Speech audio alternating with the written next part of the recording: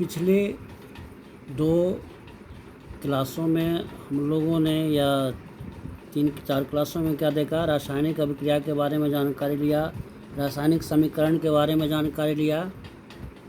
लेकिन कभी कभी ये भी होता है कि हम जो रासायनिक समीकरण तैयार करने जा रहे हैं या जो दिखलाने जा रहे हैं वह कैसे लिखा जाए कि वह अधिक उपयोगी बन जाए।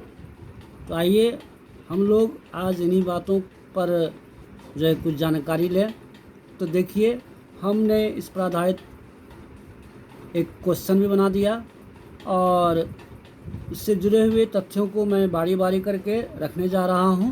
तो आइए देखें कि ये मैंने प्रश्न बना लिया। क्या बना लिया? क्वेश्चन क्या रख दिया कि रासायनिक समीकरण को कैसे उपयोगी बना सकते हैं। ठीक है, तो रासायनिक समीकरण को जो हम उपयोगी बना सकते हैं वह किन किन रूपों में अपना उपयोगी बना सकते हैं। जैसे पहला क्या शर्त है कि हम जो रासायनिक समीकरण में अभिकारक और प्रतिफल को जो दर्शाते हैं तो उसकी किस अवस्था की बात करें, हम भौतिक अवस्था की बारे में सूचना हम दे करके हम रासायनिक समीकरण को उपयोगी बना सकते हैं। जैसे अगर कोई वस्तु सपोज दैट ठोस अवस्था में मिला तो क्या लिखते हैं, संकेत के रूप में सोलाइड एस लिख देते हैं। अगर कोई वस्तु हमें द्रव की अवस्था में मिल गया तो उसके लिए क्या लिख देते हैं, एल लिख देते हैं, लिक्विड हो जाता है। अगर कोई वस्तु या पदार्थ हमें गैस के रूप में निर्मित हो गया तो उसके लिए हम लोग क्या लिख देते हैं, जी लिख देते हैं। अब कभी कभी ऐसा भी होता है कि वस्तु हमें जलीय विलयन के रूप में जो है रहता है तो उसके लिए हम लोग क्या करते हैं, इक्वालेट, एक EQ लिख देते हैं, इक्वालेट। ठीक है, तो अब देखिए हम कैसे लिखते हैं। जैसे है एग्जाम्पल फॉर है कि हमने जिंक को, ठीक है, जिंक को क्या किया कि तनु गंधकाम्ल यानी H2SO4 ये हमारा क्या हो गया, तो अभिकारक कहें या अभिकर्मक कहें, ये दोनों मिलकर के क्या बनाया, तो बनाया क्या, तो जिंक सल्फेट ZnSO4 बनाया और हाइड्रोजन गैस बनाया। ठीक है, तो हम करते क्या हैं, देखिए ये जिंक है तो जिंक हमें ठोस अवस्था में रहेगा, एस लिख दिए।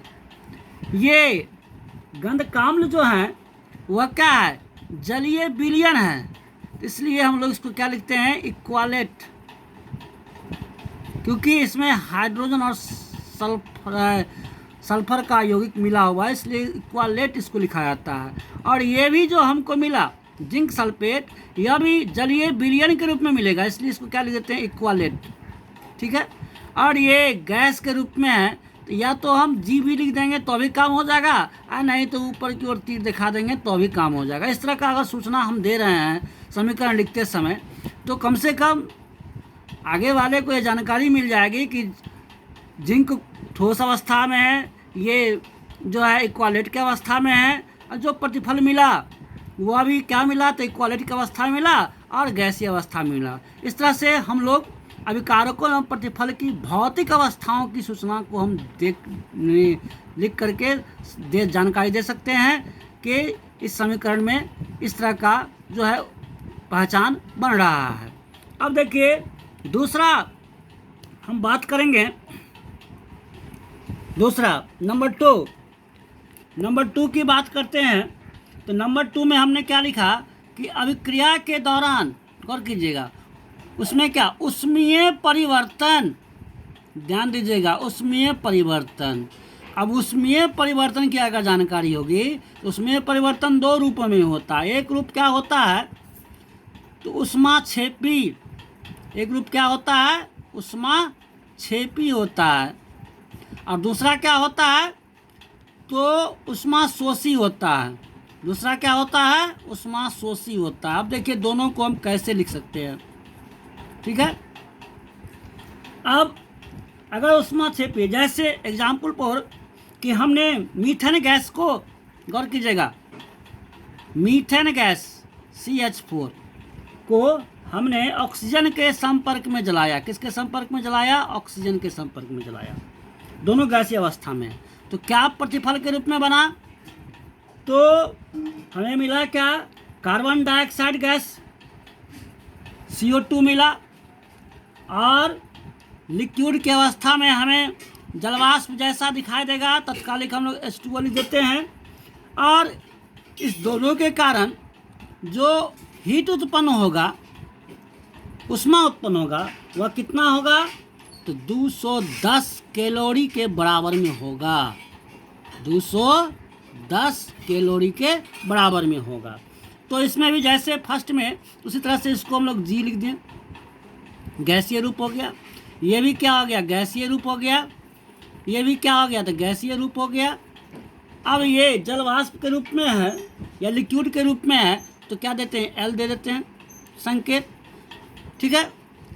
और अगर ये गैसीय रूप में है तो हमें तीर दिखाना पड़ेगा, ठीक है, इस तरह से तीर आगे की ओर, लेकिन जगह नहीं है इसलिए मैंने पीछे लिख दिया है।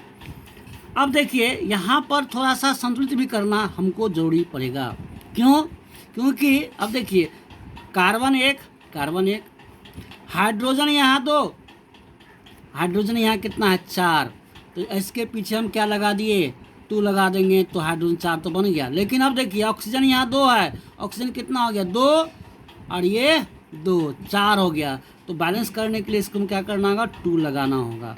इस तरह से अगर हमने ये जो उष्मा निकल रहा है उसके पीछे अगर प्लस का चिन्ह लगा दिया तो इसका मतलब हो जाएगा कि इस अभिक्रिया में उष्मा का अवशोषण नहीं हो रहा है, उष्मा का उत्सर्जन हो रहा है।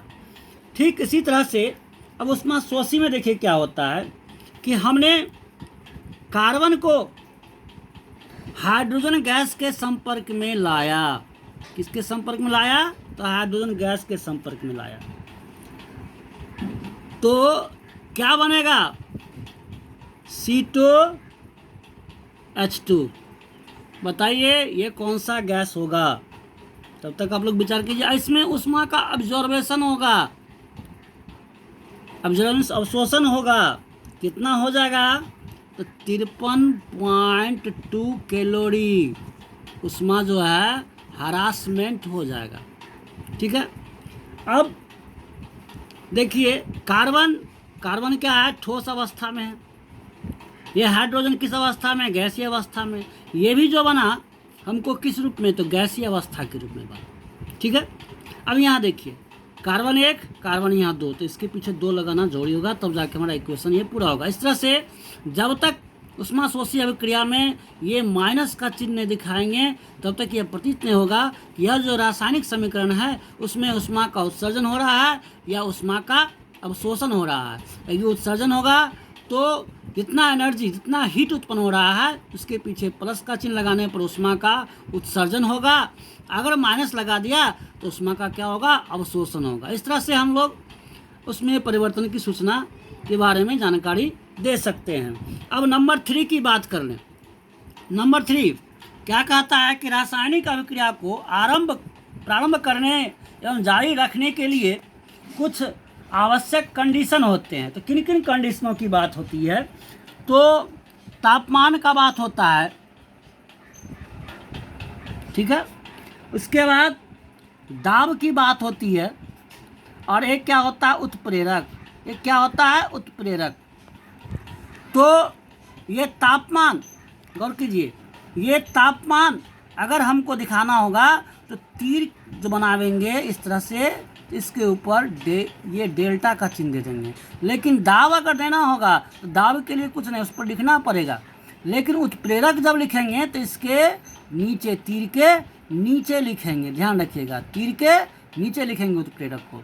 तब जा कर के ये क्लियरिफिकेशन होगा कि अभिक्रिया जो है वह किस कंडीशन में कैसे क्या हो रहा है। जैसे प्रारंभ करना तापमान से या दाब से, और किसकी उपस्थिति में, कौन सा उत्प्रेरक है जिसकी जो जारी रखने की शर्त की जानकारी दे सकता है। तो कैसे? जैसे देखिए हम लिखते हैं कि पोटासियम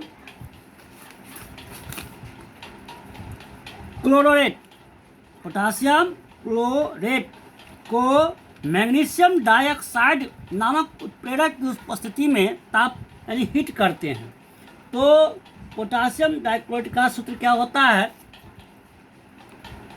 तो KClO3, ठीक है। हमने क्या किया, तो टेम्परेचर, अब कितना टेम्परेचर है पता नहीं, तो तापमान का दर्शाने के लिए यहाँ पर क्या लिख दिए, डेल्टा बना दिए, ठीक है। अब यह क्या बनाया, पोटासियम क्लोरेट बनाया, KCl बनाया, और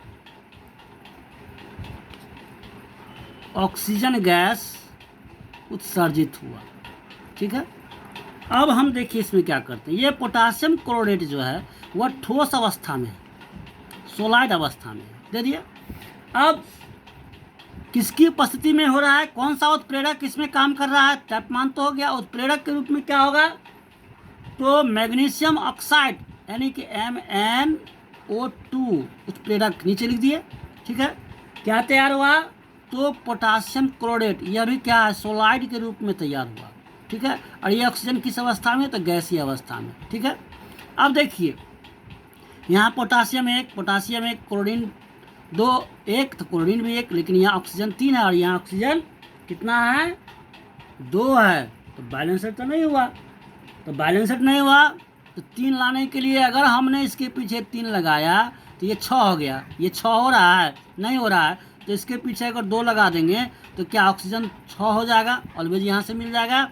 और अगर ये पोटासियम हमारा कितना हो गया, 2, तो इसके पीछे अगर 2 लगा देंगे तो पोटासियम भी 2 हो जाएगा और ये क्लोरीन भी हमारा 2 हो जाएगा। इस तरह से समीकरण भी बैलेंस्ड हो गया। अब एक साथ हम तीनों की बात कर लेते हैं, ठीक है, एक साथ तीनों का, जैसे नाइट्रोजन गैस और हाइड्रोजन गैस को हमने संयोग करवाया, ठीक है। अब देखिए थोड़ा सा मैं लंबा तीर दे रहा हूँ, ठीक है। और क्या तैयार हुआ प्रतिफल के रूप में, तो अमोनिया गैस NH3 तैयार हुआ, ठीक है। अब देखिए तो इस दोनों को जो कितना टेम्परेचर में, तो टेम्परेचर अगर निर्धारित है तो लिख सकते हैं 450 डिग्री सेल्सियस से लेकर के 550 डिग्री सेल्सियस तक हमने इसको क्या क्या गर्म किया, ठीक है। और इस पर हम दिखा रहे हैं कि वायु दाब भी है, तो वायु दाब के लिए कोई संकेत होता नहीं है, तो इसको हम लोग क्या लिख सकते हैं यहाँ पर कि कितना वायु दाब इस पर लगाया, तो 150 से लेकर के हमने 200 मिलीलीटर वायु दाब आरोपित कर दिया, ठीक है, ये वायु दाब हो गया। अब उत्प्रेरक भी आना चाहिए, उत्प्रेरक के रूप में हमने फेरस ऑक्साइड का प्रयोग किया और किसका प्रयोग किया, मोलिब्डेनम का उपयोग किया, MO का उपयोग किया, ठीक है। अब यहाँ गौर कीजिए, यहाँ नाइट्रोजन 1, यहाँ 2, अगर नाइट्रोजन को 2 करना है तो यहाँ 2 लगाना होगा, ठीक है। अब देखिए अब यहाँ हाइड्रोजन 2 है, यहाँ हाइड्रोजन कितना हो गया 3, और 2 से गुना कर देंगे 6 हाइड्रोजन, तब परिणाम क्या होगा, इसके पीछे अगर 3 लगाएंगे तब जा कर ये पूरा बैलेंस्ड भी होगा। इस तरह से ये हमारा क्या बन जाएगा, गैस। इस तरह से हम एक साथ अगर इस तरह से लिखेंगे तभी ये तापमान, ये दाब और उत्प्रेरक दर्शाएंगे, तभी जाके हमारा समीकरण जो है उपयोगी बन पाएगा। 3 कंडीशन हो गए, लगभग इसमें 6 कंडीशन होते हैं।